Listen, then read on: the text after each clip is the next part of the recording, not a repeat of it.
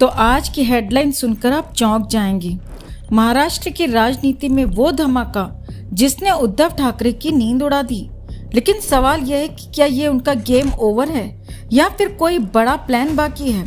आज हम आपको बताएंगे वो कहानी जो अब तक किसी ने नहीं बताई, और सबसे खास देवेंद्र फडणवीस ने अपना वो बदला कैसे पूरा किया जिसकी तैयारी 4 साल से चल रही थी। सोचिए, एक वफादार सिपाही जो कभी अपने बॉस के लिए जान देने को तैयार था, आज उसी बॉस की कुर्सी हिला रहा है।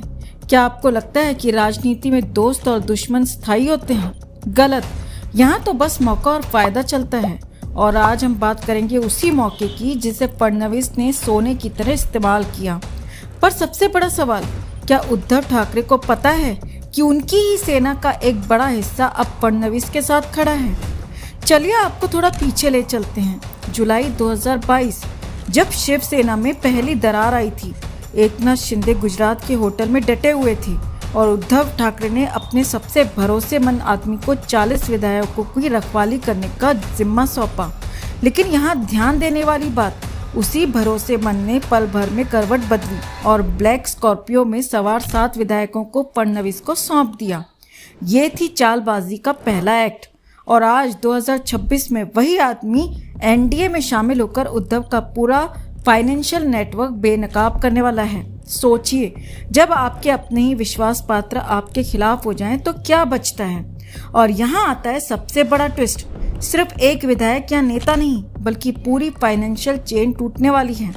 आप जानते हैं कि उद्धव ठाकरे के करीबी सीए जो पार्टी का पूरा खजाना संभालता था, वो आज अफ्रीका के किसी देश में ठिकाना बनाकर बैठा है। और उस सीए का नंबर, उसकी लोकेशन, उसके बैंक खातों की डिटेल, सब कुछ उस एक एमएलसी के पास है जो अगले कुछ दिनों में एनडीए में शामिल होने वाला है। ये एमएलसी वही है जिसका नाम अभी आप नहीं जानते, लेकिन हम आपको बता दें, इसके आने के बाद उद्धव ठाकरे के पास न तो पैसा बचेगा, न सियासी जमीन, न ही सहयोगी। ये वैसा ही है जैसे हमजा अली मजारी जो पाकिस्तान में रहकर भारत के लिए काम करता था। वैसे ही ये एमएलसी अंदर बैठकर उद्धव की कमर तोड़ देगा। और सबसे मजेदार बात, जिस रात उद्धव ठाकरे टिश्यू पेपर से आंखें पोंछ रहे थे और कह रहे थे मैं राजनीति से संन्यास ले लूंगा, उसी रात देवेंद्र फडणवीस अपने दोस्तों के साथ डिनर कर रहे थे और कह रहे थे ठंडा सर्व करो, रिवेंज का स्वाद तब आता है जब दूसरा पूरी तरह नीचे हो। अब जरा सोचिए, अगर अगले 15 दिनों में ये एमएलसी आ गया और उसने उद्धव के ऑफशोर अकाउंट्स, चुनावी फंडिंग और 60 कांटों की पूरी लिस्ट पेश कर दी, तो क्या होगा? सिर्फ पार्टी नहीं बल्कि उद्धव ठाकरे की राजनीतिक विरासत भी जलकर खाक हो जाएगी। और सबसे बड़ी बात, संजय राउत जो अब तक मुखपत्र की तरह काम कर रहे थे, उनकी भी बोलती बंद हो जाएगी, क्योंकि अब हर बयान के पीछे सबूत होंगे। लेकिन एक बात है, क्या आपको नहीं लगता कि उद्धव ठाकरे ने खुद अपनी हार की नींव रखी? जब आप गठबंधन छोड़कर अकेले चलने का फैसला करते हैं, जब आप अपने सबसे करीबी लोगों को नजरअंदाज करते हैं, तो आपके साथ यही होता है। आज वो अकेले हैं, न तो कांग्रेस है, न शरद पवार, और न ही वो मित्र जो कभी उनके साथ खड़े थे। क्या ये सबक नहीं है कि राजनीति में अहंकार और विश्वासघात की कीमत बहुत बड़ी होती है?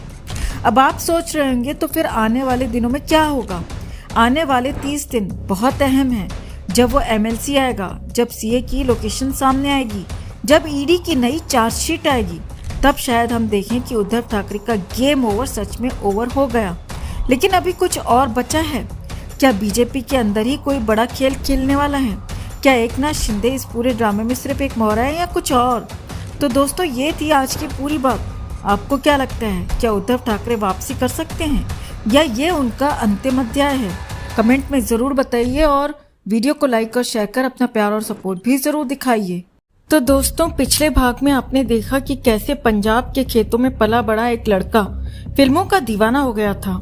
कैसे बस की छत पर बैठकर घर लौटने वाला वही लड़का हीरो बनने का सपना देखने लगा था। लेकिन अब शुरू होने वाली थी उसकी जिंदगी की सबसे कठिन परीक्षा। एक ऐसी परीक्षा जिसमें भूख थी, बेबसी थी, जिम्मेदारियां थी और ऐसे फैसले थे जिनके लिए आज भी कुछ लोग उन्हें गलत ठहराते हैं।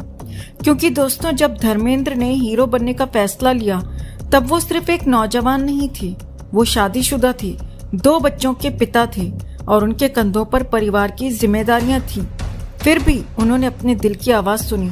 पत्नी प्रकाश कौर, अपने बच्चों और अपने माता पिता को पीछे छोड़कर वो उसी ट्रेन में बैठ गए जिसे शाहनेवाल स्टेशन पर खड़े होकर बचपन से देखा करते थे। गंतव्य था मुंबई, वो शहर जो सपने भी देता है और लोगों को तोड़ भी देता है। लेकिन बम्बई पहुंचते ही उनकी जिंदगी नहीं बदली। असल संघर्ष तो अब शुरू हुआ था। धर्मेंद्र ने फिल्म फेयर टैलेंट हंट में अपनी तस्वीरें भेजी थी। विमल राय और गुरुदत्त जैसे दिग्गजों ने उन्हें पसंद भी किया। उन्हें बंदिनी के लिए चुन लिया गया। लेकिन फिल्म बनने में समय था और तब तक पेट भी भरना था, किराया भी देना था, जीना भी था। उन्होंने जुहू के पास एक छोटा सा कमरा लिया। सुबह निकलते, स्टूडियो के चक्कर लगाते, लोगों से मिलते, मुस्कुराते, उम्मीदें लेकर जाते और कई बार टूटा हुआ दिल लेकर लौट आते। इस संघर्ष में उनके साथ एक और संघर्षरत अभिनेता थे, हरिकृष्ण गिरी गोस्वामी, जिन्हें दुनिया आगे चलकर मनोज कुमार के नाम से जानने लगी। लेकिन दोस्तों, संघर्ष फिल्मों जैसा खूबसूरत नहीं होता।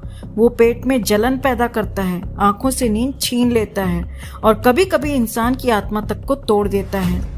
धर्मेंद्र ने खुद स्वीकार किया था कि ऐसे दिन भी आए जब उनके पास खाने के पैसे तक नहीं होते थे और फिर एक दिन भूख ने उन्हें उस हद तक पहुंचा दिया कि जिसे सुनकर शायद आप भी सन्न रह जाएंगी। वो इतने ज्यादा भूखे थे कि उन्होंने पाचन के लिए इस्तेमाल होने वाली दवाई की पूरी डिब्बी ही खा ली। उन्हें तुरंत डॉक्टर के पास ले जाया गया। डॉक्टर ने जांच की और जो बात कही उसने वहां मौजूद लोगों को झकझोर दिया। उन्होंने कहा, इन्हें दवाई की जरूरत नहीं है, इन्हें खाने की जरूरत है, इन्हें भरपेट खाना खिलाइए। सोचिए, जो इंसान आगे चलकर करोड़ों लोगों का सुपरस्टार बनने वाला था, एक वक्त ऐसा भी था जब उसकी सबसे बड़ी जरूरत सिर्फ एक वक्त का खाना था। धीरे धीरे धर्मेंद्र टूटने लगे। उन्हें लगने लगा कि शायद ये शहर उनके लिए नहीं बना। उन्होंने फैसला कर लिया कि अब गांव लौट जाना चाहिए। सूटकेस लगभग तैयार था, सपने हार मान चुके थे। लेकिन तभी किस्मत ने एक बार फिर करवट ली। दोस्तों ने उन्हें समझाया, कुछ दिन और रुक जाओ, शायद कोई काम मिल जाए। इसी दौरान उन्हें पता चला कि अर्जुन हिंगोरानी एक फिल्म बना रहे हैं। धर्मेंद्र उनसे मिलने पहुंचे और यहीं से उनकी जिंदगी ने नया मोड़ लिया। अर्जुन हिंगोरानी ने उन्हें अपनी फिल्म में साइन कर लिया। फिल्म का नाम था दिल भी तेरा हम भी तेरे। 1960 में रिलीज हुई इस फिल्म में उनके साथ थी उस दौर की मशहूर अभिनेत्री कुमकुम। हालांकि फिल्म बॉक्स ऑफिस पर कोई बड़ा कमाल नहीं कर पाई, लेकिन धर्मेंद्र के लिए ये सिर्फ फिल्म नहीं थी, ये उनके सपनों की पहली सांस थी। अब संघर्ष खत्म नहीं हुआ था, बस उसका स्वरूप बदल गया था। पहले संघर्ष काम पाने का था, अब अच्छा काम पाने का था। इसके बाद उन्होंने कई फिल्मों में काम किया। विमल राय की बंदिनी, अनपढ़, पूजा के फूल, अनुपमा, बहारें फिर भी आएंगी। इन फिल्मों ने साबित कर दिया कि धर्मेंद्र सिर्फ खूबसूरत चेहरे वाले अभिनेता नहीं थे, बल्कि एक शानदार कलाकार भी थे। लेकिन जिस फिल्म ने उनकी किस्मत बदल दी, जिसने उन्हें नई पहचान दी, वो थी फूल और पत्थर।